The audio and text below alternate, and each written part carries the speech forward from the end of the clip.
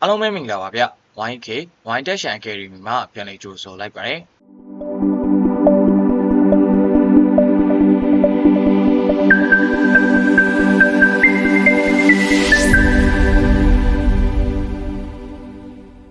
YK Computer Basic Online Class ကနေပြီးတော့ Day 1အနေနဲ့စတင်သင်ကြားပေးသွားမှာကတော့ Fundamentals of Computer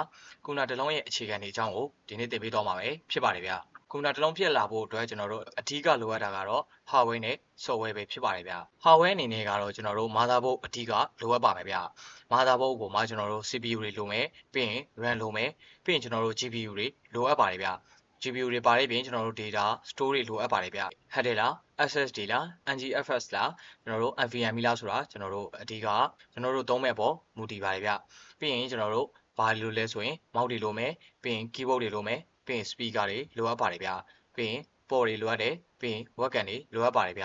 desktop အနေနဲ့ဆိုလို့ရှိရင်တော့သူမှာ monitor တက်တက်လိုအပ်ပါတယ်ဗျဒီလက်တော်စ run ဖို့အတွက် OS တွေလိုအပ်ပါတယ်ဗျ OS ဆိုတာကျွန်တော်ဘာလဲဆိုရင် Windows တွေရှိမယ်ပြီးရင် Mac ရှိမယ် Linux ရှိမယ် CPU တွေရှိပါမယ်ဗျအဲ့ OS တွေမှာအများဆုံးသုံးကြတဲ့ Windows ပဲဖြစ်ပါတယ်ဗျအဲ့ Windows ဆိုတာဘာလဲဆိုရင် Windows 7 ရှိမယ် Windows 8 ရှိမယ် Windows 8.1 ရှိမယ် Windows 10 ရှိမယ် Windows 11 ရှိပါမယ်ဗျအဲ့ဒါတွေအကုန်လုံးကိုကျွန်တော်တို့ OS လို့ခေါ်ပါတယ်ဗျအဓိကဆိုလို့ရှိရင်ကျွန်တော်တို့ဒီ OS တွေကဘာလဲဆိုတာကိုကျွန်တော်တို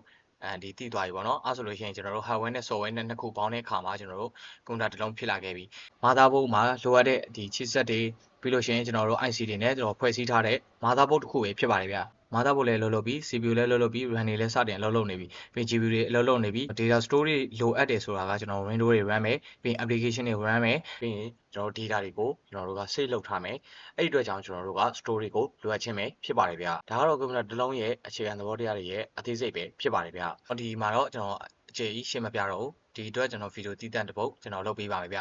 ျဒီမှာကျွန်တော်အဓိကသိထားရမယ့်အချက်တွေပေါ့နော် main point ကိုကျွန်တော်ကပြောပြပေးသွားမှာပဲဖြစ်ပါတယ်ဗျကွန်ပျူတာတစ်လုံးရဲ့အခြေခံတွေကဘာတွေလဲလို့သူကမေးထားတဲ့မေးခွန်းပဲဖြစ်ပါတယ်ဗျကွန်ပျူတာတစ်လုံးမှာ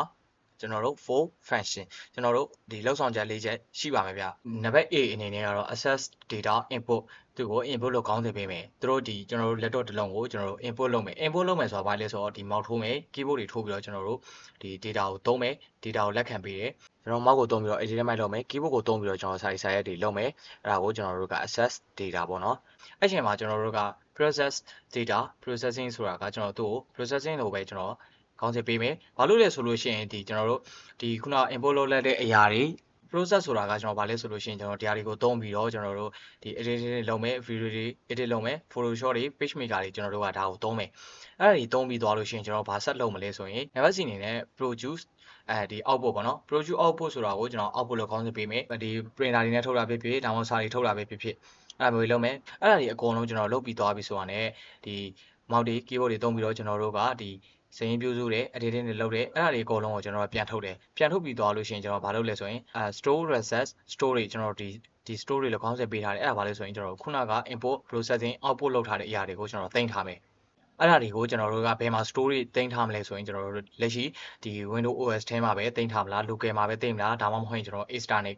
ထဲမှာပဲတင်ထားမလားပေါ့နော်ကျွန်တော်တို့ဒီ internet ထဲမှာတင်ထားတယ် internet ဆိုတာကကျွန်တော်လက်ရှိကွန်ပျူတာထဲမှာတင်ထားမယ်ဒါမှမဟုတ်ဘူးဆိုလို့ရှိရင်ကျွန်တော်တို့ external ထဲမှာတင်ထားမယ် external ဆိုတာကခုနကကျွန်တော်အပြင်ကနေ stick ထိုးတာပဲဖြစ်ဖြစ်ဒီကျွန်တော် head တွေထိုးပြီးတော့ပဲ data တွေကိုတင်ထားတာပဲဖြစ်ဖြစ်အဲ့ဒါမျိုးကိုကျွန်တော်တို့က external လို့ခေါ်ပါတယ်ဗျအသေးစိတ်ပြန်ပြောရရင်ကျွန်တော်တို့ mouse တွေ keyboard တွေသုံးမယ်ပြီး edit တွေလုပ်မယ် video တွေလုပ်မယ်စာတွေစုမယ်ဒီစင်းစရာတွေလုပ်မယ်အဲ့ဒါတွေကိုကျွန်တော်တို့အပြင်ကိုထုတ်မယ်ထုတ်ပြီးသွားတဲ့အခါမှာကျွန်တော်တို့အဲ့ဒါကိုလက်ခံအနေနဲ့ကျွန်တော်တင်ထားမယ် external မှာတင်ပါလားဒါမှမဟုတ်ရင်ဒီ internal မှာတင်ပါလားဆိုတော့ကျွန်တော်တို့ data store တွေပဲဖြစ်ပါတယ်ဗျအဲ့ဒီဆိုကွန်ပျူတာတစ်လုံးဖြစ်လာဖို့အတွက်ကျွန်တော်တို့ hardware ရယ် software ရယ်ကျွန်တော်ပြီး user အသုံးပြုသူတွေပဲဖြစ်ပါတယ်ဗျ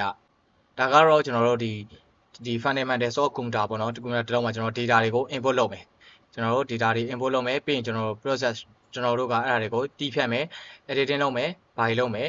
်ဒီ video တွေလုပ်မယ်အဲ့ဒါတွေကိုကျွန်တော် output လုပ်မယ် information သတင်းချက်လက်အနေနဲ့ကျွန်တော်တို့ကပြန်ထုတ်မယ်အဲ့ဒါထုတ်ပြီးသွားရင်ဒါလိုက်သွားလို့ရတယ်တခါတည်းနဲ့ import output တခါလေးလုပ်လို့ရတယ်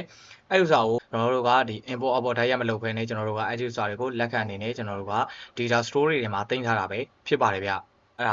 ကျွန်တော်တို့ fundamentals of computer တစ်လုံးရဲ့အခြေခံပဲဖြစ်ပါတယ်ဗျဒီချက်တွေကတော့တည်ထားတဲ့ကွန်ပျူတာတစ်လုံးရဲ့အခြေခံသဘောတရားလေးတွေရဲ့အကျဉ်းချုပ်ပဲဖြစ်ပါတယ်ဗျအသေးစိတ်ကိုတော့ကျွန်တော်နောက်ဗီဒီယိုတွေမှာကျွန်တော်တည်တံ့ပြက်လဲတင်ပေးသွားမှာပဲဖြစ်ပါတယ်ဗျ အဲ့ဒါဆိုလို့ရှိရင်နောက်ဗီဒီယိုတွေမှာပြန်လည်ဆုံတွေ့ကြပါမယ်ဗျအဆုံးထိကြည့်ပေးကြတဲ့တယောက်ချင်းစီတိုင်းကိုကျေးဇူးအများကြီးတင်ရှိပါတယ်ဗျအားလုံးကိုနှုတ်ဆက်တယ်ဘိုင်ဘိုင်